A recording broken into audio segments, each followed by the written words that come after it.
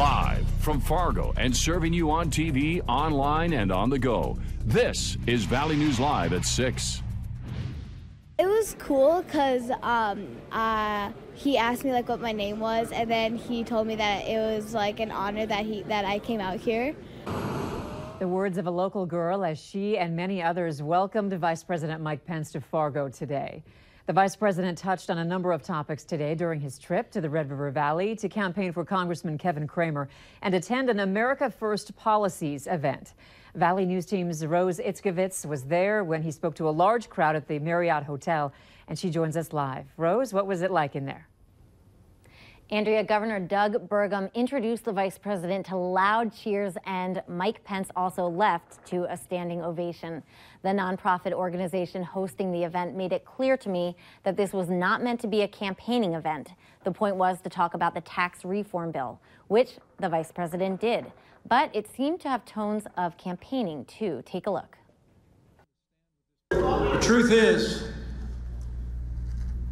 Heidi Heitkamp hasn't been put in North Dakota first. And I don't know about the rest of you, but I think the people of North Dakota deserve better. Now, it's worth mentioning the nonprofit hosting this event, called America First Policies, was reportedly started by Trump campaign aides to back the White House agenda. The vice president spoke about successes from this past year's administration, including current actions for a border wall that President Trump has been promising, and he spoke on recent successes with the tax reform bill. Andrea? All right. Thank you, Rose. And we're joined now by Point of View's Chris Berg, who was also at the event today. Chris, what was your takeaway from the vice president's visit? Well, it's always great to have a vice president in your state. I think what's interesting, it was actually 5 months ago to the day Vice President Pence was also at the Minot Air Force Base, but it was clear he's there to say, look, we are doing what we promised you on the campaign trail. We're going to put money on the table for you. We're going to put money back in your pocket. We're cutting regulations. Businesses is booming. Unemployment is down. So he was really there to tout the administration's accomplishments. So what does this mean for Congressman Kevin Cramer, who is getting ready to, with hopes of unseating Heidi Heitkamp in her great question. U.S. Senate? Because 5 months ago to the day, in an interview I had with Vice President Pence, he said, hey, I think Senator Heitkamp's a great leader. And then you hear what he said today up there that you just heard from Rose a moment ago about, you know what, we don't think he's standing with the people of North Dakota and is best for North Dakota. So those are clearly campaign words coming from the vice president. It's obviously early. I think many people are like, okay, this is a little bit early for campaign rhetoric right now, but they see this as a very important pickup, and all the big people out there, meaning CNN, NBC, and whatnot, are saying, hey, look, this is one of the most vulnerable Senate seats in the entire country. So they've got a lot of money put on Kevin Cramer and ended up picking up a Senate seat for the Republican Party. All right, thanks, Chris. And be sure to tune in to Point of View tonight on KX4 at 6:30 for more on Vice President Pence's visit. Thanks. Thank you.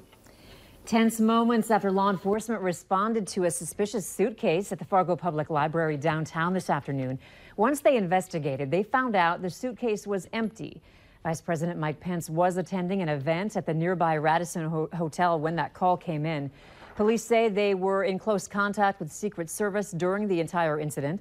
Fargo police used a bomb-sniffing dog and X-ray machines that detect the threat of a bomb when checking out the suitcase.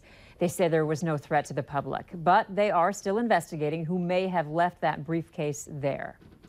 Alexandria police have seized this SUV that they say may be tied to a fatal hit and run that we first told you about last week.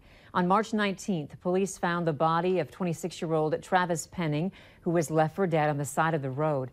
Police say this SUV has damage consistent with the deadly incident. So far, there have been no arrests in the case, and Alexandria police are again asking anyone who has information on that crash that killed Travis Penning to contact them. What a difference a day makes. Sunshine and quiet weather today. A nice break from all that rain and snow. But it's never too far away, right, Hutch? Yes, that's indeed the case, as we're expecting some prolonged winter-like weather as we enter into an unsettled pattern. But get out and enjoy tonight. Temperatures this afternoon reached almost 60 degrees in Mobridge, South Dakota, 46 in Fergus Falls and Wahpeton, and 45 in Cavalier. You were surrounded by 30s up there, the lone 40 reading up north. Some unsettled weather passing through Saskatoon right now, heading toward Regina, and we'll see some showers in the overnight hours. As the clouds build in, we're going to see temperatures stabilize in the mid-30s this evening. Overnight, we'll see a chance for some rain showers, though, so enjoy the evening while you can. So we were above average temperatures today, but a long stretch of subpar temperatures heading our way. I'll have details in your hour-by-hour forecast in a few minutes. Okay, thanks, Hutch. Last week, we told you about safe exchange locations after a cell phone sale turned into a robbery outside the Fargo Cashwise. Now, the Grand Forks Police Department is informing residents of a safe location to meet in that area. Police say the department parking lot is the perfect spot for a transaction. The spot is called the Safe Trade Zone. It's located off of South 5th Street.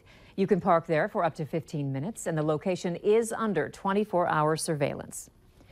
The Bemidji Police Department is asking for your help in identifying a person of interest in an ongoing investigation. Take a good look at your screen right now. If you know this person, you can call Officer Kerrigan at 218-333-8309 and reference photo 282. A Minnesota man is in jail after trying to outrun officers over the weekend in Becker County after an attempted traffic stop. On Sunday night, police say a driver refused to stop and continued driving for about a quarter of a mile. The vehicle eventually skidded to a stop and the driver took off on foot. 26-year-old Dylan Glatzmeyer of Ponsford, Minnesota, had an active felony warrant for his arrest. A canine trooper, along with sheriff's deputies, successfully tracked Glatzmeyer and took him into custody. He's being held in the Becker County Jail on that felony warrant, with more charges pending.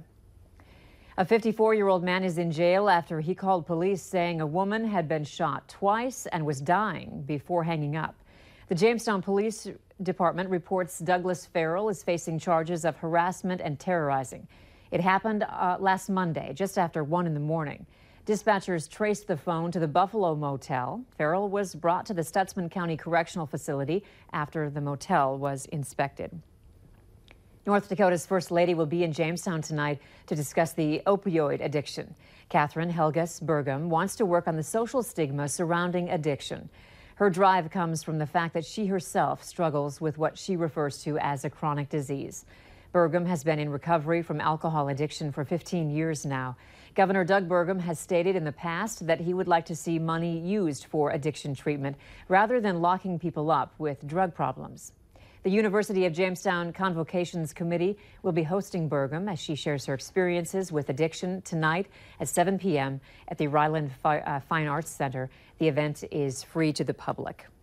Later on Valley News Live at 6, another warning from law enforcement after a horse falls through thin ice.